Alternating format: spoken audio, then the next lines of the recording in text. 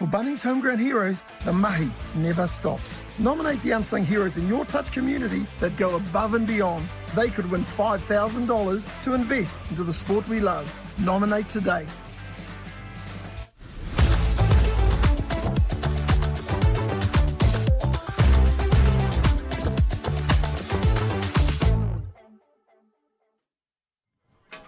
Kia ora Stefano, and welcome back to the 2025 Bunnings Warehouse National Championships, held down here at Otago, Christchurch, the amazing Ngā Punawai Sports Hub. We've been treated to 3 fantastic games so far today. We had started with the 30 men's, then the 40 men's, and then we just had a game from the 45 men's. Next game we have is the 50 men's grade, and it's Canterbury versus Otago, and our 2 remaining games after that for the afternoon is in our 30 men's grade again, and then we finish off with the 40 women's, which, when I walked over here, was the game to watch, apparently. I'm joined in commentary with Rod Walker. Rod, it's been a great start so far today. What's been the highlight for you? Oh, I guess just the competitiveness of it all. There have been some great games and really, really close. So I don't know whether it's the live stream bringing out the best in everyone, but they're certainly having a crack at one another, which is what we like to see, and certainly it's good. It's good for broadcasting. So hoping for another close one here between Canterbury and Otago. Now, we just had a bit of a break, and Rod, how did you enjoy your Caesar salad and your kale smoothie? Was that what it was? I loved it. If that's what it was, then I loved it. The Canterbury version of those has chocolate chips in it and also pastry around it. So definitely need to get there. Now, you won't actually see it from the pictures that you're seeing at the moment as we see that team list come up for Canterbury. And right at the top, Daryl Gibson. Yes, it is not a person with the same name as the very prominent athlete, rugby player, coach from down this area. It is the man himself, Daryl Gibson. It's going to be great to see him out here playing for this Canterbury 50 men's team, to see if he's just as lethal on a touch field as he was on a rugby field. Then obviously it's also up against the Otago team. Now, prominent names in this Otago team, Rod? Yeah, PJ Turnbull, I guess he's been around for a while. He's spent a bit of time playing for Auckland. Good to see them back down now, Otago with a full squad here. So it'll be interesting to see what he can do. And obviously Eric Fusuanga, he'll be prominent as well in and around that link middle area. So, look out for those 2 players. Looking forward to a good one here, Maya. Yeah, you talked about the competitiveness as being something you've enjoyed. Results have been a little bit different for these 2 teams. One of these teams having had 3 wins and the other only having to had 1. They've had 4 games prior to this one, Rod. This is their 5th, the second one for day 2 of this national event. Obviously, 3-day tournament. We've got our finals tomorrow. Otago, though, they've got a number of players in there that I've seen involved in coaching national championship teams, etc. So surprised to see their results not quite being exactly what they want, but I have no doubt that we're going to have a screamer here. You talked about PJ. There he is, getting us tapped off. Otago in this one, the 4th of our live stream games on the broadcast, 50 men's grade, Otago versus Canterbury. Yep, for me, my 2 words, local derby. And, these 2 provinces, doesn't matter what sport it is, they're always up for it and ready to go at it. So let's see what PJ can conjure up here, going direct, looking for the short. Ooh, I don't even think he thinks he scored that. Oh, really keen to see a replay on that. I actually thought there was a little bit of a bounce. Did you think that, Rod? Yeah, it happened pretty quickly, but Fusuanga, he certainly got the ball down. Did he maintain control of it? No, he might have propelled it towards the line. I'd love for us to be able to get a slow-mo replay of that one. Propelled the ball towards the sideline. Oh, well, the referee has awarded it, and that's all that matters. Great setup anyway, regardless of the put down there, Rod. 1-0 Otago. Yep, good start for Otago. Let's see how they can defend this one, which is the important part of the game. Going wide straight away. Good to see Wayne Anderson out there for the Canterbury team, involved in setting things up for that one. They just hit back straight away. Didn't even know that was a touchdown for a moment. It looked too simple. Yeah, maybe they don't celebrate with the same vigor as the youngsters do, but they certainly know when it's down. No need to show off or anything, Mike. Just get the job done. Yep, I'd much prefer that way of doing things. 1-1 in this 50 men's grade. They've had 1 set each, and that's all it's taken to get their first touchdowns. Defence not quite at the premium, although Canterbury maybe are done by again. Propelling the ball towards the line. That must be a new version of the rule. I like it. See a Peel play. Can he wrap him around? No, it's coming short side instead. It's a little bus sub. Bus sub. What's that for someone who's got no idea? I guess it's just a Peel play where the middle player would wrap around, and usually they would throw the ball back to the open side, but they step back to the short side, back to the sub side. So not bad. They managed to get a complete set there. They got through their set. So let's see how Canterbury can bring it out. That's giving the ball air. Certainly not afraid of throwing the ball around, which is great to see. Canterbury, they look likely, full of running, Maya. Yeah, I don't want to pick who I think's going to win this, but a set and a half of seeing Canterbury with the ball, they look pretty on point. No pressure on Gibson, but as we see him approach, didn't quite get the ball there. Canterbury stepping the other way. Nice stop-start. Not sure if he's used to not getting the ball. I'm not sure who the dummy half was. We had to go home. Yeah, no, I didn't give it to Daryl Gibson. He certainly wanted it. Let's see how they set things up there nice and square. Gibson on the ball. Stepping back, looking for the hole. Just too easy, though. Otago players, they all look at the ground. There was no finger pointing in that one. Tell you, I'm not sure it was in the kale smoothie, but there was no finger pointing with that one. We see it here in the replay. Not really too much on. Gibson comes into dummy half, just steps off his left foot. And unfortunately, the link defender for Otago released out and created a big gap. Yep, Davis reading the situation really, really well. Canterbury out to a 2-1 lead. As Otago just bring the ball slowly through, just getting through the set. Getting the ball back into Turnbull and Fusuanga, see what they can conjure up. Going wide, looking for that, not quite a sinker ball, but looking two out. Not a bad play to apply. That was a nice read there from Craig Fortune, a winger for Canterbury. Touch and pass back in the middle. When looking at the results and seeing that Canterbury had won 3 and lost 1, I went back to see who that one loss was, because obviously Canterbury, one of the better teams in this grade, and it was the Bay of Plenty 50 men's, and they have been an outstanding team for many, many years, haven't they, Rod? Yep, both teams, got some wonderful players in it and players that have played together for a long time, so it kind of helps when you've got those combos working for you. But Canterbury here, certainly in charge. They look the more likely, just a lot more direct and certainly a lot quicker. Definitely agree, look the more likely. Oh. Not quite. Brown didn't quite get there. Did he put that ball down prior to the scoreline, was it? Yeah, that was the one. We've seen it all, I tell you. You can score tries by propelling the ball towards the touchdown zone, and you can't actually. The referee didn't give it, but some of them even trying to score it before the touchdown line. Well, we've got to always pays to test the boundaries, Mike.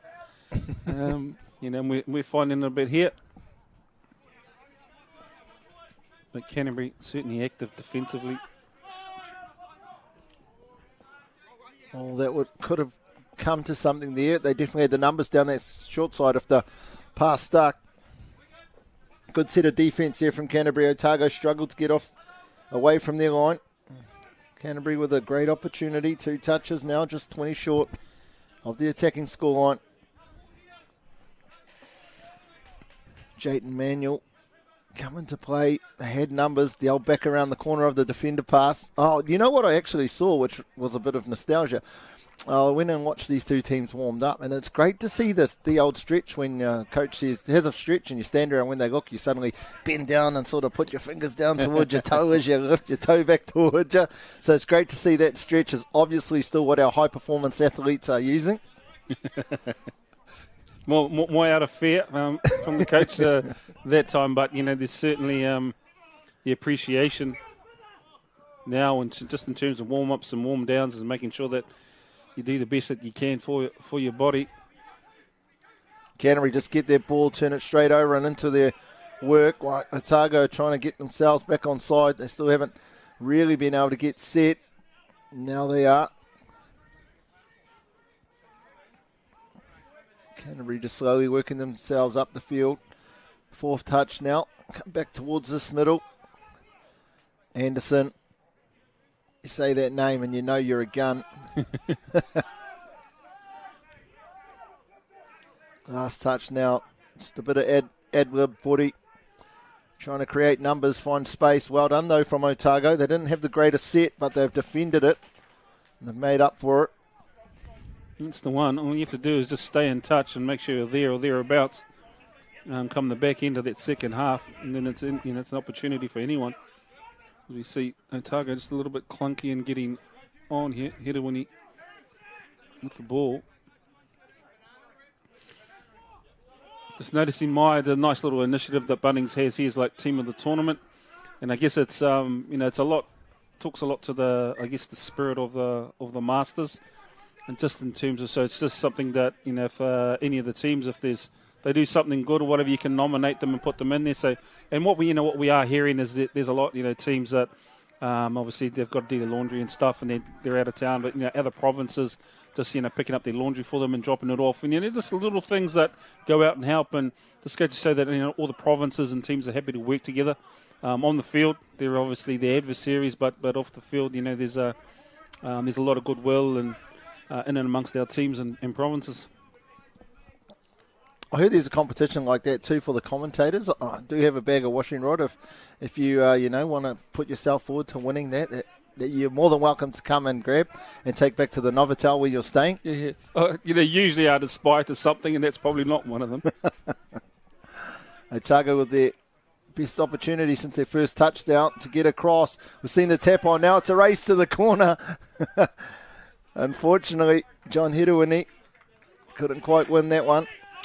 It's the second time we've seen Otago go to that play, just two out, missing the close play and just trying to hit that little link channel. Done that a couple of times, Canterbury, getting on the outside of the two defenders that are lifting up for Otago, just throwing that long ball to the winger. They've used that tactic effectively so far. Nice strong touch there. Oh, just gets the extras. Oh, he got the legs out. Got on the outside, which create the numbers, and then the gap appeared. Davis in for a second. Canterbury now 3-1. 16 there for Canterbury. Alexander Davis.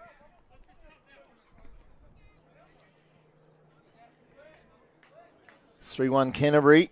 5 minutes left in this one. 15-minute halves. If you just joined us, 15-minute halves for this national championship. Trying to make sure we can keep these players on the field and that quality of touch up to a high standard.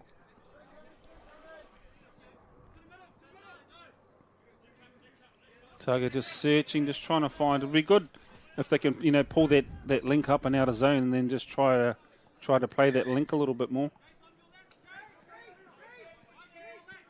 Referee just saying an off the mark there from Otago. 3 referees for this game: Rangiehu, Martin Sutherland, and Ben King.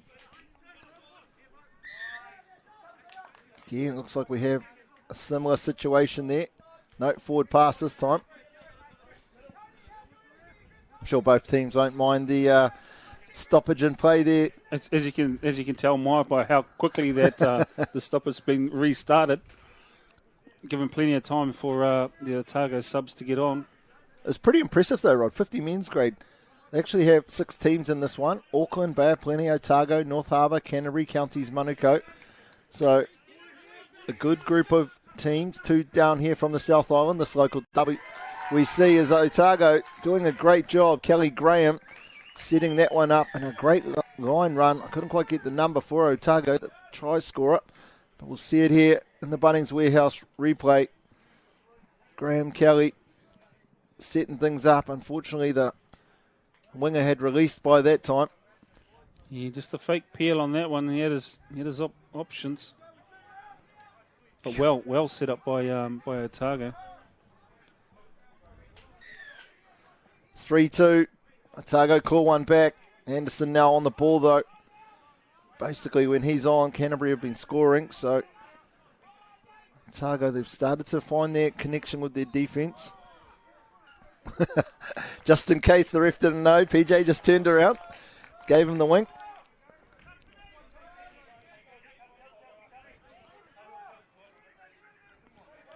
Otago doing well here to stay in the game, keeping in touch.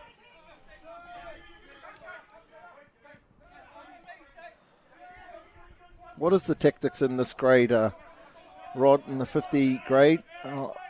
Obviously, it's probably not going to be the fastest game, but when you get to this stage, what is it that you're trying? What's the tactics that are most effective for teams at this grade? It's the same as most grades, I guess. You really do have to own that whole orange zone and make sure you get through there cleanly and give yourself the opportunity to attack down the other end. And if you can do that with as fewer errors as you can, because the last thing you want to do is head up and down the field. If you can get yourself down there nice and clean, it certainly makes life a lot easier. And as you see there, Canterbury just picking up a repeat set. Generally speaking, you see a lot of teams, as soon as they get a penalty, they're onto that ball, turn it over and get amongst it. We've seen both of these things sort of take their time, as we see the number 16 for Canterbury, Alexander Davis, stroll in, almost a similar way that he scored his first one, just going through a gap, using that acceleration that he has, and then no one else is around. He just gets to stroll over and dot it down. Canterbury now out to 4-2 against Otago. Is it a bit of a tactic to sort of slow down in those moments to get yourself set? So rather if the ball hits the ground, picking it up, getting started, just wait till everyone's set and start from there? Yeah, I guess what I have noticed over the years is referees, I guess, would reset the ruck and just make sure that everything is right. So in past years, it's taken away a lot of that speed play, and I guess these days you're probably better just to make sure that you've got everything set and you've got all your players in place. Nice little inside there. Touch called though. That you've actually got your attack or defence set up properly before you actually go, which is kind of the favoured thing these days. Home ground heroes, there's the barcode. We've only got till the end of tomorrow, so if you've been waiting, there's just that one more home ground hero that you want to nominate. That's the QR code to use. Canterbury, though, get again down that channel on the left-hand attacking side. Oh, great work there. And a touchdown by Jason Watanet. See it here in the replay. Nice work here from the number 3, Mike. Middle from Canterbury. Gets through that gap nice and easy. Passes it out to Jason, who goes in for his second touchdown. 4-2, Canterbury versus Otago. Yep, just to see the Otago defence there. Once they ended up back on their heels, very, very hard to recover from it. Halftime hooter for this, the fourth of our live stream games here on day 2 of the Bunnings Warehouse 2025 National Masters Championship. 4-2, Canterbury versus Otago. Take a break and we'll be back to summarise that first half.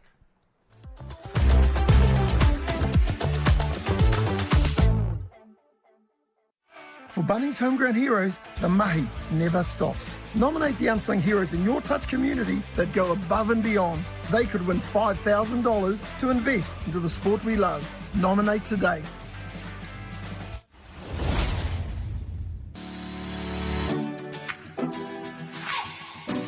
Kia ora touch whānau, welcome to Quick Hit, your short, sharp and touch relevant warm-up, with the aim of warming up and moving those important body parts before kicking into activity. The Quick Hit warm-up requires minimal space, minimal time and allows for innovation.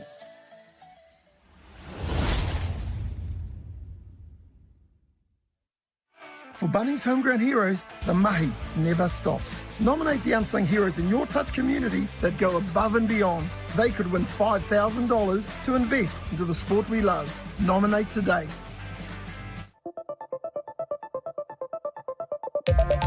Kia ora team, George here from Touch NZ. Now we all enjoy a bit of touch, but without a proper warm-up, the chances of being injured are massively increased. So to keep you on the field and out of the emergency room, Touch NZ have made a short and easy warm-up series for all levels, proven to lower the chance of injury by close to 50%. So head on over to our site and check them out. Play safe, play smart.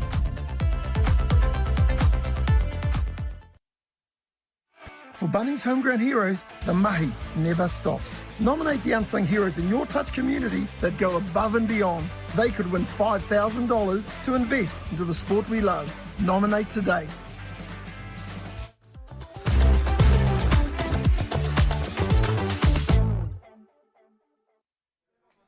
Kia ora te iwi and welcome back to the coverage of this fourth live stream game here on day 2 of the Bunnings Warehouse Masters National Championships for 2025 in the beautiful city of Otago, Christchurch, down here at Ngā Punawai Sports Hub. This match-up between Otago over 50 men's and Canterbury over 50 men's. We've had a number of sort of like non-touch tries in that first half, Rod, but specifically looking at Otago, if you're in that coaching box, if you were their coach, what would the information have been that you have been giving out at halftime? Oh, to be honest, at least 2, maybe 3 of Canterbury's touchdowns have really just come from static play, just getting on the outside. So they come from nothing really. And the number 16 Davis for Canterbury has been responsible for those. So I guess it's a lot of it is really just to make sure that you stay tight across the line and make sure that everyone is connected. I don't think they're doing too much wrong. Otago, they're certainly staying in the fight. And if anything, I think Canterbury will be a little bit disappointed that they don't have a little bit more on the scoreboard, to be honest. So Otago's doing really, really well. And all they've got to do is to stay in the scrap. Talk about staying tight. What does that mean in terms of an action for this Otago team? Is it the comms? Is it that when one player's chasing, that the gate's opening up, they're not staying as if they're connected to each other by a rope? Yeah, all of the above, Maya. So obviously the comms do a lot in terms of keeping everyone connected, but when you're talking through that, especially when the ball comes over, for example, to this side of the field, they just need to tighten up a little bit. The chances of them throwing long to that, near to zero. So just stay tight, and then it's just a harder defensive line to get through. And as the ball shifts across the field, then the entire line, just keep your gates and just move, and essentially force Canterbury to throw long if they have to, and make that the only option that they've got. Yeah, well, you bring up a good point that it is very unlikely that there are going to be long balls thrown in this. Well, I guess long balls are relative. It might be a 10-metre one as opposed to a 30-metre one. So why don't they condense? Why isn't that already where they are at? Like, why don't all teams in this grade defend that way? I guess it's just, and you have to be careful. There are players in this grade who can actually chuck. But in the main, you're better to stay tight. The reason why I'm not quite sure. A lot of the defensive policies these days, and largely around the opens and the youth, I guess, is they try to play man, which actually causes them to spread out a lot wider than you'd normally advise.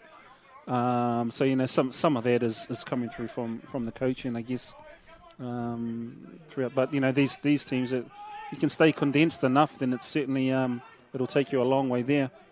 You see Otago, PJ Turnbull got a little bit surprised, saw the white line. To the point you made with regards to going to a man defence, it just seems to me that man would require a lot more of a team physically, and so it's really only something that you would do if you had that physicality over the opponents. In the Masters grade, it would almost be like a defensive policy that would be used the least, you would expect? Yeah, you'd expect so. And generally, I guess you'd coach that way. Man is definitely very, very physical. You have to be fast to do it. Your recovery lines are slightly different. But the more condensed you are, just force teams to get through. So you say, not quite. Probably more lucky than good there, Otago, defensively. Unfortunately for Canterbury, definitely had the numbers. Just that last pass wasn't as accurate as it needed to be. Otago, though, survive again. Yeah, that's the pass there that you need. Just that one out, just to get out and beyond that point defender. You see Otago now wrapping around. Latch hit coming. They start to work their way down. Just looking for the link, who's a little bit late. Let's see how they drive and if they can pick off that. Drop on Gibson, looking for the hole. Ooh. Yeah, maybe a little lucky there, Otago, to win that one. Well, it teaches them right. The number 14, Charlie Tuffy, for having too many abs. They got in the road for that pass. I wouldn't have that trouble with the abs part. There might be still an obstruction in that passing lane, however. Otago, 4-2. Quickie is heading to the outside. Can he go low? No, he's gone long. Oh, that was close. They were done for, Canterbury. All he had to do was catch it, and they were back within one. Yep, he had enough of it. Threw it into the back and beyond. But certainly well created, well constructed. What's your thoughts on the difference in the scheduling of this event? I can't, to the best of my knowledge, ever remember a Masters competition being after an Opens competition. Yeah, I guess it's come about because when they were amalgamated, it started to grow into quite a large event, and trying to find venues, I guess, around the country became more difficult. And this is one of the few events that we could actually do it at now. It's a wonderful venue here. But one thing it has done with it is it's kind of affected the 30s grade quite a lot. Where you see a lot of those players who are still playing Opens, who are now, they're stepping up playing Opens and then coming and playing 30s. I guess it's made the 30s a lot more competitive. I guess the only downside to it is it's probably made the crowd side of it a little bit smaller because you don't have the Masters and the Opens together. But it's bode well. There's certainly, I think we're up in numbers in terms of teams here this year for the Masters, and that's always a good thing across the board for the game. Absolutely. It's just odd. We get to this end of the year and we think, oh, okay, that's the end of that calendar. We've actually got a couple of significant events coming up, and pretty tongue-in-cheek about one of them. We've obviously got the PTLs coming up in a couple of weeks, and then we've got the Trans-Tasman. For me, that's the biggest tournament. In terms of high performance within our sport, that is the pinnacle of the sport, the Trans-Tasman, where the two best teams in the world face each other, one game a day for 3 days. So we've still got quite a jam-packed schedule to go, Rod. It's a long season. That's what I will say, and it's great for the sport, and certainly it's I guess it puts a lot more of a load on the players these days. So the ability for themselves to self-manage and get themselves through a full season is always an interesting one. But there's some exciting touch still to come. People might be watching and not know about the PTLs, Rod. What is the PTLs? Premier Touch League. I guess the best way to explain is 6 franchises across the country. A little bit like Super Rugby, I guess. Similar regions, and basically in the men's and women's, each area will battle it out. This year, I think it's towards the end of this month. It'll be over one weekend. So it's always good. It's another opportunity for us to see that same play. Looking for a fake. They faked the 32 peel. Didn't quite find the length there. I thought he was going to go long, but he tried to seek out the link again. But it's a nice little play and setup that they've got there, and it's got Canterbury bamboozled a little bit at the moment. But yeah, the PTLs, they're always good games. You see the top players battling it out, and I guess it's just another avenue for our top players to be playing one another before they get into the Trans-Tasman, which is the big heat. It's been a lull in the accuracy of attack by both teams. 4-2, only one touchdown in this. Or 2 touchdowns, in this second half. Yeah, I guess we've seen it in all the games, Mice, around the 7-minute, 6-minute mark, as we see Otago there. Just get around the outside. Nice bit of work. Good place to have your first touch, anyway. We've fired them up, Rod. We said that accuracy, well, I did, the accuracy in the attack wasn't there. Otago. It won't be the first time that things that you've said have caused yourself a little bit of trouble, Maya. See, Otago, they got down this end really, really well. What can they set up? Will they run to the same play? Trying to pull the link over. Play the link, maybe. They're going to go low and early. It almost is, though, that the link didn't even know that it was going to come this way, that they're going to run the 32 peel and it was going to go back towards the middle. Yeah, I think that was actually the expectation. So the link, poor old link, got a little bit of a fright when the ball came his way. But they're getting down there, Otago. They just need to execute now. So, they're doing all they can to make the most of it. They just need to execute now, get something on the back end. Because you certainly know with Canterbury coming through now, they are good enough to put an end on it. Last touch. That was the pick touch. Not quite in sync there, Mike. I think he was looking for the late, trying to latch and late him. It's really just been that last piece of the puzzle, isn't it, for both teams? Both sides, yeah. The setup's been pretty good. It looks like they've created the opportunity they wanted to, but just that last pass, not on the same page. Better set defensively here from Canterbury. Just wonder sometimes with that extra pass going back that far whether it was going to create any momentum. Canterbury, though, right onto it on the attacking line straight away. Looking for Faye's going to touch it. There they go. Got it. It was right in front of him. He nearly slipped over trying to get it. The old Roadrunner legs are going for it. I was wondering if he actually wanted it. I thought he was going to leave it for a while. He was looking for a little slider. It worked for them at the last set. Otago tried to run it again. We see Turnbull just looking for that cheeky little extra.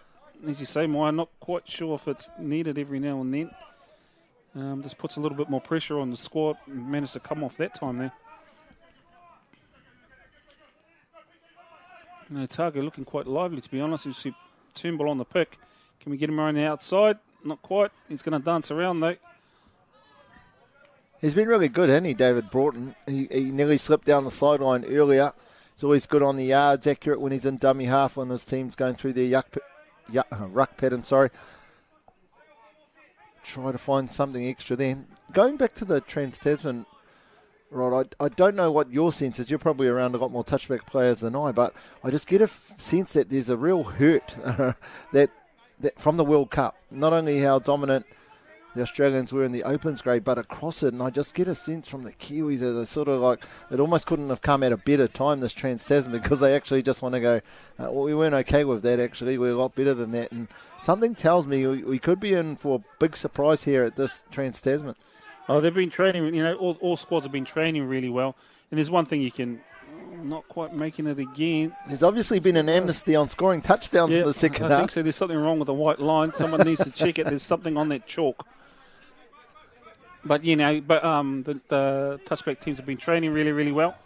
And you're right, and against the Australians, there's always a little bit of animosity there, and you want to get one up on them. But the Trans-Tasman, it's always a wonderful event.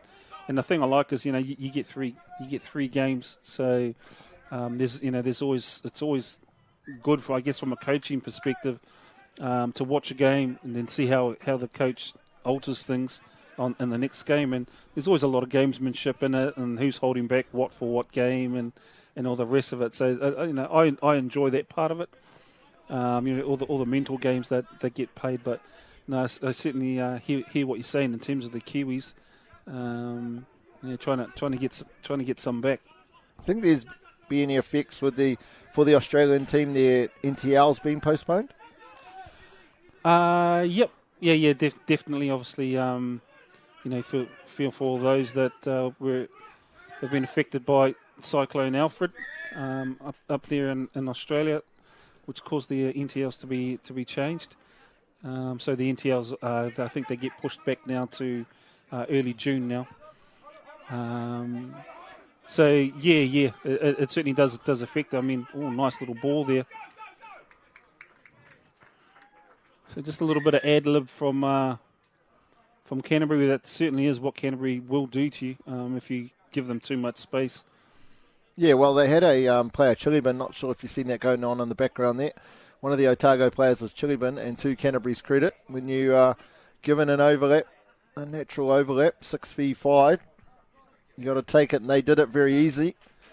Been a while since we've had a touchdown. There's the 5th for Canterbury, up 5-2. They will win this one with only a minute and 10 seconds to go. Yep, Otago been doing well just to keep themselves in this game, albeit for the last pass, maybe in the last 3 or 4 sequences, to be honest. So as much as we count the touchdowns that they get on the scoreboard, I'm always a fan of counting just how many that they left behind out on the park by not completing. Once again, just pushing the ball a little bit wide. Canterbury in full control here at 30 seconds down. Let's see if they just try and tick off the clock. Both teams, this is their last game for day 2. Rod, so Canterbury, I imagine, having played 5, won 4, lost 1, that they'll be in the semi-finals tomorrow. Talked about their Bay of Plenty team. That result's good as well. Not sure who the other two who are right up there. There we have the Hooter, which brings to an end the 4th of our live stream games here today. The Canterbury and Otago over 50 men's teams. Canterbury, the victors in this one, 5-2. Be back though. We have a 30 men's grade coming right up after this one. A very, very good game. Again, with a huge amount of names from previous New Zealand teams gone by. So don't go too far.